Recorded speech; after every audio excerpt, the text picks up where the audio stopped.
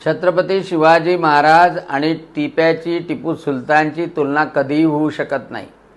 परंतु काँग्रेसचा प्रदेशाध्यक्ष हर्षवर्धन सपकाळ यांनी पहिल्यांदा ती तुलना केली।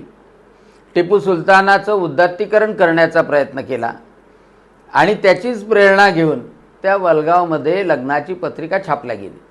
म्हणजे खरी प्रेरणा तर त्या काँग्रेसच्या हर्षवर्धन सपकाळपासून घेतली। का तुलना होऊ शकत नाही? तर टिपू सुलताननी लाखो हिंदू आणि ख्रिश्चनांचं धर्मांतरणासाठी जबरदस्ती केली। धर्मांतरण करत नाही म्हणून त्यांना यमसदनी पाठवलं, सर तनसे जुदा केलं, फासावर लटकवलं आणि लाखो महिलांना अत्याचार केले, अनन्वित अत्याचार केले, बलात्कार केले।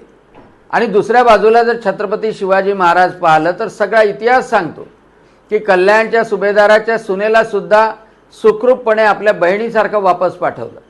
कधी कोणत्याही महिलेवर परधर्मीयाची असली तरी अत्याचार झाले नाही।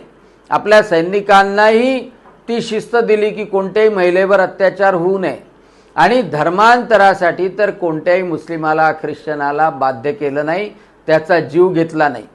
आणि म्हणून त्या क्रूर कर्मा जिहादी टिप्याशी तुलना छत्रपती शिवाजी महाराजांसोबत कशी करता येणार?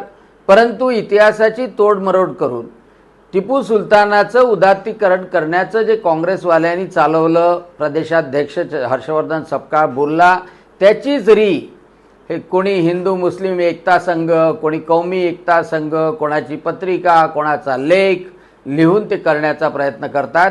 हे पूर्णतः निंदनीय आहे आणि त्याचा निषेधच केला पाहिजे।